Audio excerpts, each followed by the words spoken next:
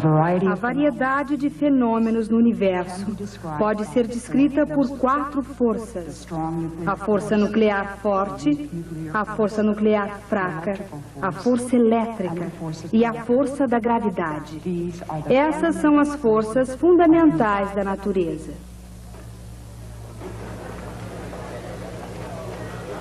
Até agora, temos nos ocupado de uma espécie de enigma filosófico. A peça central de tudo isso que temos feito tem sido a segunda lei de Newton. A lei segundo a qual uma aceleração é produzida por uma força que age sobre uma massa. Mas além da equação propriamente dita, não temos nenhuma ideia do que significa essa força, como também não temos ideia do que seja massa. Suponhamos que eu diga que acabei de fazer uma grande descoberta científica. Eu descobri que galharufas é igual a pitibiribas vezes a distância. Mas você não ficou muito impressionado. O motivo é que eu não lhe expliquei o que é galharufa, nem o que é pitibiriba. O mesmo vale em relação à segunda lei de Newton. A menos que se saiba o que são força e massa, essa segunda lei não quer dizer muita coisa. Mas, sem dúvida, fizemos algum progresso. Calculamos órbitas de projéteis e descobrimos que todos os corpos caem com a mesma aceleração. Isso é algo concreto e sólido, não um filosófico jogo de palavras sobre galharufas e pitibiribas. Como fizemos isso? Nós simplesmente fizemos. Introduzimos uma outra ideia teórica, a lei da gravidade. A lei da gravidade é uma descrição explicitamente clara e independente de um tipo de força.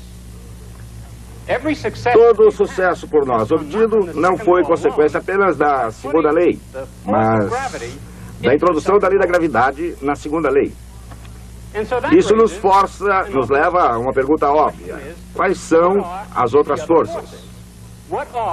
Quais as forças fundamentais da natureza? Essa é a questão que vamos discutir hoje. Instituto Tecnológico da Califórnia, Caltech, em Pasadena.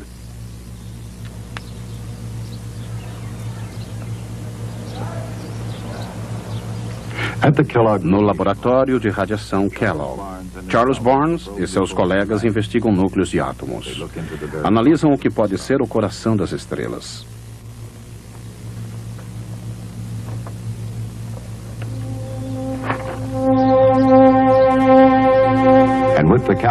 E com os aceleradores de Caltech observam as forças fundamentais da natureza. A ciência e a tecnologia avançam em saltos quânticos, mas mesmo na área espacial, as equações de Isaac Newton não são esquecidas. Aqui, por exemplo, a equação força igual massa vezes aceleração funciona muito bem. De fato, F igual ma é o princípio em que se baseia esse acelerador. Uma máquina com a qual o pai da mecânica clássica provavelmente jamais sonhou. E aqueles que levam adiante a exploração de Newton descobrem outro princípio da natureza. Toda e qualquer partícula de matéria, tudo, desde o limite exterior da mais distante galáxia até o núcleo de um átomo, está sujeito a 4 forças fundamentais.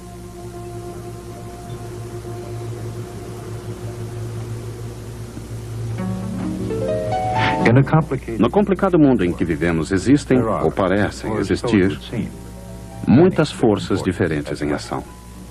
No entanto, os cientistas procuraram reduzir todas essas forças a uma única, ou no máximo a umas poucas forças. 2 das forças fundamentais agem só no núcleo do átomo. Uma terceira não conhece limites no cosmos. E a quarta mantém unida toda a matéria. As forças fundamentais do núcleo atômico são a força nuclear forte e a força nuclear fraca. A força forte une os prótons e nêutrons nos núcleos. É tão poderosa que pode superar a repulsão natural dos prótons.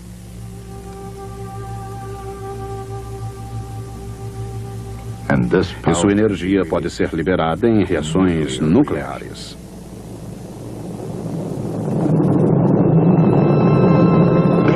Indiretamente, a força nuclear forte gera energia nas profundezas do Sol e também das outras estrelas.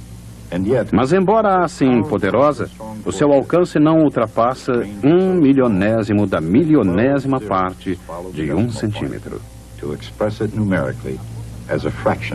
A força fraca, a outra força fundamental, no interior do núcleo atômico, provoca efeitos que não poderiam absolutamente ser considerados fracos. Embora seus efeitos sejam sutis, eles são bastante perceptíveis na morte violenta de estrelas, por exemplo, ou no decaimento de isótopos radioativos, que é uma volta à alquimia, transformando urânio em chumbo. Cada vez mais, os cientistas estão descobrindo de que maneira as forças nucleares unem o passado, o presente e o futuro do universo. Embora já se saiba muita coisa sobre a força nuclear forte e a força nuclear fraca, elas permanecem de certa forma misteriosas. Escondidas do nosso dia a dia dentro do núcleo atômico, elas permanecem como um dos mais profundos segredos da natureza. As duas outras forças fundamentais, igualmente extraordinárias e inacreditavelmente poderosas, parecem menos clandestinas na natureza. Elas podem ser observadas mais de perto. A força fundamental mais familiar é a gravidade. Até mesmo numa cozinha, a força da gravidade acelera uma massa. Ela é mais antiga do que a galinha e o ovo. Mas antes da lei de Newton, ninguém sabia muita coisa sobre a gravidade. Sabiam, por exemplo, que fazia com que as coisas caíssem. Mas não sabiam que a gravidade também fazia a Lua cair, nem que a gravidade, antes de mais nada, é uma força fundamental do universo. Uma força fundamental e uma força atrativa. Como uma força de atração, a gravidade pode ser descrita em termos populares. A gravidade não apenas está presente em toda a extensão do universo, como exerce considerável influência sobre tudo que está sob a Lua. Mais ainda, a gravidade está relacionada a tudo e a todos. De alguma maneira, a gravidade atinge e dá as mãos a tudo no universo. Com sua lei da gravitação universal, Isaac Newton explicou como e o porquê da gravidade no universo. Como ela atrai os objetos para a Terra e, ao mesmo tempo, por que alguns objetos como a Lua permanecem no céu. Ele explicou a gravidade em termos de força. Embora a força seja medida por uma unidade chamada Newton, uma homenagem bem merecida, outro inglês também merece créditos por empurrar a ciência para mais perto da Lua. Seu nome é Henry Cavendish. Ele indiretamente pesou a Terra e também isolou um gás hoje conhecido como hidrogênio. Cavendish era tão retraído quanto brilhante. A maior parte da sua obra só foi publicada quase um século após a sua morte. Mas no seu jeito tranquilo, ele pesou a Terra em 1798. Para obter o peso da Terra, ele mediu a constante G da lei da gravitação universal de Newton. Força é igual a massa vezes a aceleração, expressa em quilogramas vezes metro por segundo ao quadrado, ou newtons. A partir da aceleração de um corpo em queda e da lei da gravidade de Newton, Cavendish já sabia a massa da Terra vezes G. Para isolar a massa da gravidade, ele precisava medir o valor de G. Isso podia ser feito determinando se a força entre duas massas conhecidas, separadas por uma distância conhecida. Era preciso fazer isso com muito cuidado, pois a força gravitacional entre massas de tamanho familiar é muito pequena. Uma barra suspensa por uma corda de fibra sustenta uma massa em cada extremidade. Duas massas maiores são aproximadas.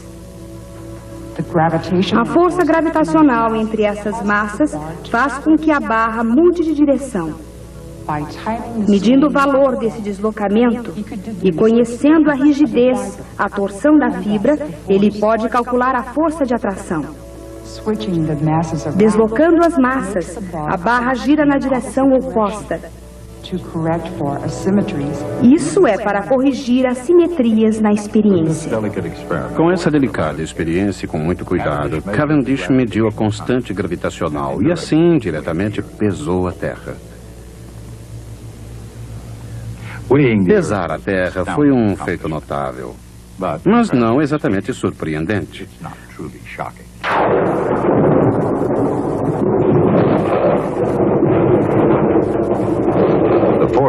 A quarta força fundamental é a elétrica. A eletricidade parece o paradoxo das forças. Num instante é algo excitante, até mesmo amedrontador com sua intensidade. No outro, tão prosaica quanto uma torradeira. Às claras, a eletricidade é tão comum quanto o pão branco. Mas nas trevas, ela desperta muitas fantasias, algumas mortais, outras místicas, todas de alguma forma associadas à cultura ocidental. Nenhuma imagem atinge mais um americano do que esse habitante de Filadélfia produzindo energia com uma pipa. Considerando-se seus efeitos inigualáveis, redator e escritor, inventor, político, agente postal e estadista, filósofo, a argúcia e a sabedoria de sua época, por que será que essa sua imagem é a mais popular até os nossos dias? Porque Benjamin Franklin foi o primeiro e mais destacado cientista da jovem América.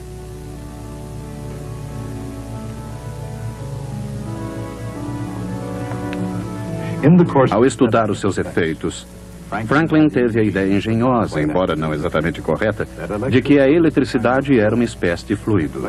Um fluido elétrico presente em cada corpo. Caso um corpo contivesse uma grande quantidade desse fluido, Franklin dizia que ele estava carregado positivamente com eletricidade. Um corpo com uma quantidade muito pequena estaria carregado negativamente.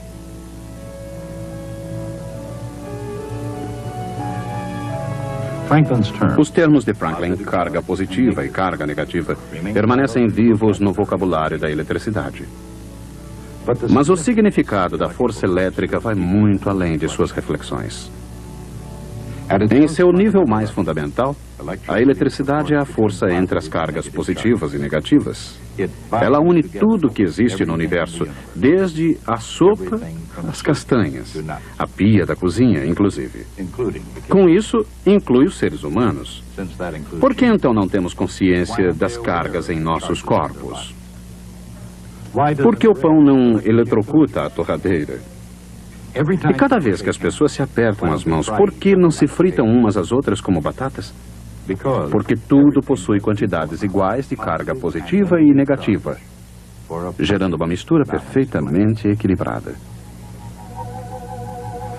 Assim, como toda matéria neutra, consistindo de cargas positivas e negativas eletricamente equilibradas, toda matéria é composta de átomos.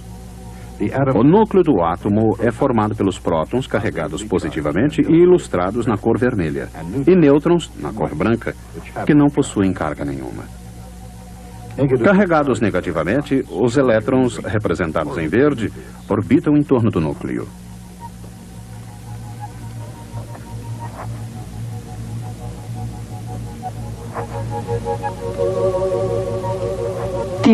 A força elétrica é igual a constante K, índice E, vezes o produto das cargas dividido pelo quadrado da distância entre elas.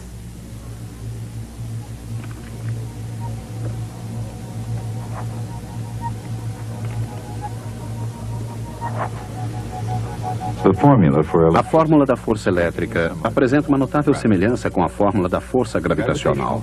A força gravitacional mantém os 9 planetas em órbita em torno do Sol. A força é igual a menos uma constante, G, vezes o produto das massas, dividido pelo quadrado da distância entre elas. As naturezas da massa e da carga são, em sua maior parte, ainda desconhecidas. Mas, obviamente, a massa é algo que se aplica à gravidade, enquanto carga é algo que se aplica à eletricidade. Como a massa é sempre positiva, a gravidade sempre atrai. A carga, no entanto, pode ser positiva ou negativa. Uma carga positiva e uma negativa vão se atrair. Cargas positivas irão se repelir. O mesmo acontecendo a duas cargas negativas. Por outro lado, como suas fórmulas revelam de maneira simbólica, a gravidade e a eletricidade são de tal forma semelhantes que um átomo, guardadas as escalas, pode parecer um pequeno sistema solar. Quando os cientistas descobriram que duas das quatro forças fundamentais da natureza são quase idênticas, surgiu uma questão lógica. Poderia haver uma única força que explicasse sozinha a natureza fundamental de tudo o que existe no universo? Assim teve início a busca de uma teoria unificada. Durante os últimos 20 anos de sua vida, Albert Einstein explorou essa difícil linha de pesquisa. Embora Einstein jamais tenha alcançado seu objetivo, a pesquisa continua e as descobertas são muito promissoras.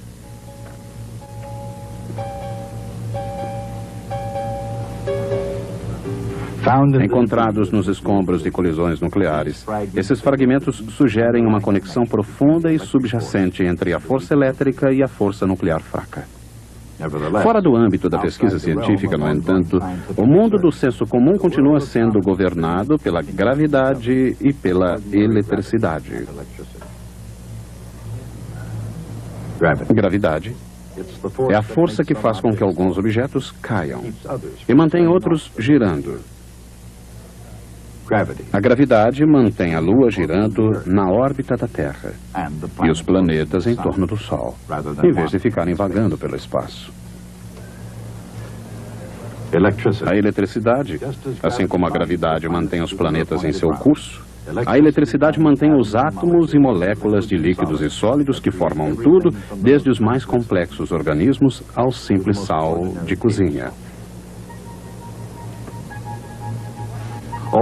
Embora a matéria comum seja eletricamente neutra, os átomos no seu interior podem estar carregados tanto negativa quanto positivamente.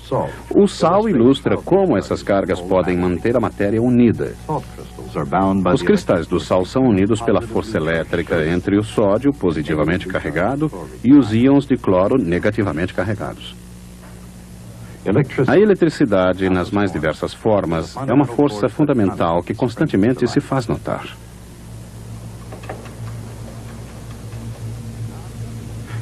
A ação de molejo de um objeto metálico, por exemplo, é na verdade um processo elétrico. Íons metálicos positivamente carregados são mantidos unidos por elétrons que são negativos. Quando o metal é esticado, os íons se separam, mas os elétrons os obrigam a se unirem novamente. Outra forma de força elétrica é a fricção. Quando dois objetos entram em contato, suas cargas positiva e negativa interagem e suas superfícies são, pelo menos temporariamente, unidas. Uma terceira forma da força elétrica é a viscosidade, que determina a velocidade com que um fluido flui. Por exemplo, cada recipiente contém um fluido com uma viscosidade diferente. Quanto mais viscoso o fluido, mais lentamente os objetos o atravessam. Assim, tanto no molejo de uma mola de metal como no atrito entre dois objetos, a viscosidade é resultado das cargas elétricas dos seus átomos. Aqui, quando os objetos vão descendo, moléculas do líquido fluem ao seu redor sob a influência da força elétrica entre elas. 3 séculos depois que o gênio de Isaac Newton produziu F igual a ma, o professor Barnes e seus colegas utilizaram a força elétrica para acelerar uma massa. O acelerador da Caltech recria eventos que ocorrem no interior do Sol, colidindo núcleos a altas velocidades para provocar uma reação. Um íon negativo é um átomo com um elétron extra. Quando injetado no acelerador, ele é atraído pelo terminal de alta voltagem positivamente carregado. É uma atração poderosa. Ela se deve à força elétrica. Força entre o íon negativo e a carga positiva do terminal de alta voltagem. No interior da câmara, há um tubo através do qual o íon deverá passar. A meio caminho do tubo está o terminal de alta voltagem, com uma grande carga positiva. Enquanto isso, no início do tubo, um átomo de carbono recebe uma carga negativa. No mesmo ponto, outra carga negativa impulsiona o íon em seu curso.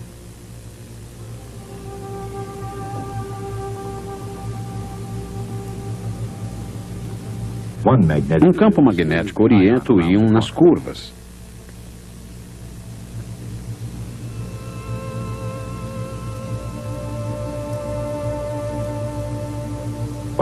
Enquanto o outro o mantém no centro do tubo.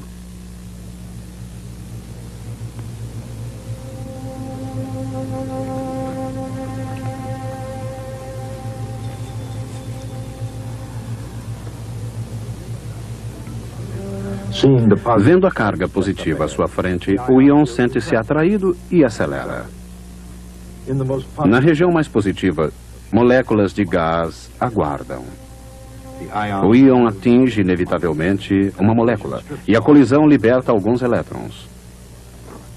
Agora, a carga do íon se torna positiva. O íon sente um tremendo impulso para escapar e é o que ele faz o mais rapidamente possível. Não apenas com rapidez, mas com uma potência incrível. De fato, dentro desse acelerador, o íon atinge energias ainda maiores do que aquelas do centro do Sol. Como isso é possível? Porque os cientistas usam a mesma voltagem duas vezes. Primeiro, ela foi usada com íons negativos, sendo acelerados em direção ao terminal de alta voltagem. A voltagem foi utilizada uma segunda vez com íons positivos acelerados em direção ao potencial inicial. A ideia de usar a mesma alta voltagem duas vezes não tem similar na natureza. No entanto, funcionando muito bem, segundo as leis da física, esse acelerador torna perfeitamente legítima a dupla utilização da mesma voltagem.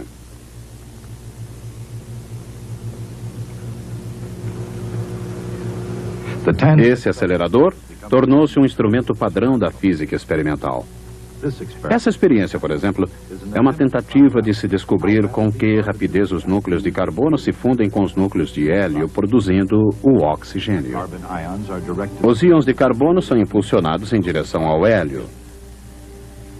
Essa reação nuclear determina as quantidades relativas de carbono e oxigênio, um passo crucial na evolução das estrelas.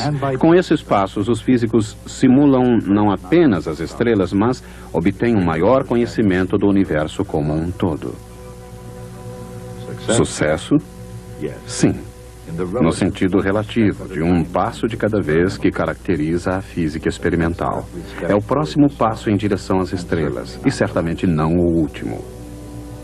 Os cientistas continuarão investigando os segredos das estrelas e eles descobrirão os mistérios do cosmos, porque sabem o que Isaac Newton foi o primeiro a compreender. As forças fundamentais da natureza são as mesmas para toda a matéria do universo.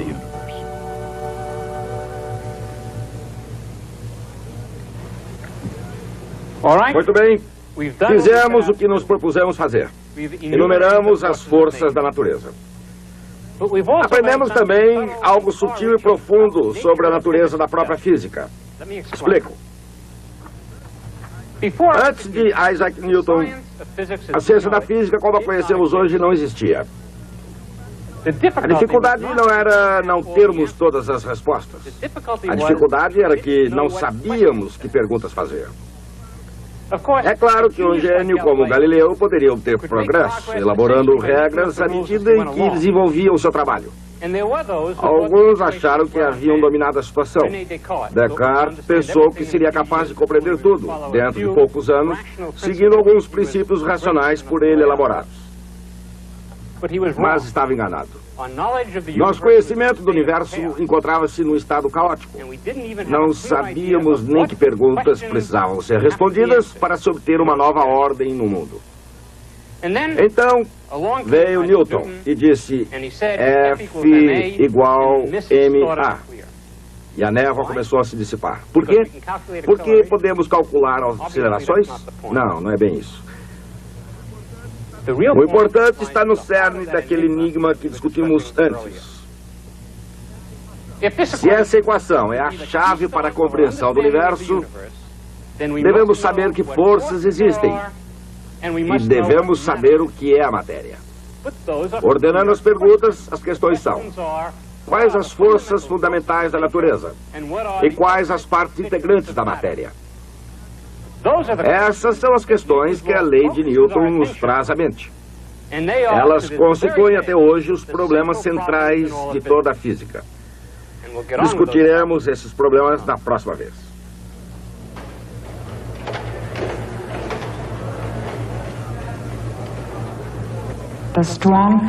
A força forte e a força fraca existem no núcleo do átomo, espantosas e misteriosas. As outras duas são melhor conhecidas e aparentemente mais disseminadoras. Gravidade, a mais importante força entre objetos muito distantes um do outro. Átomos e moléculas de todos os corpos estão unidos pela força elétrica. A força fraca, a força forte, a gravidade e a eletricidade. Essas são as forças fundamentais da natureza.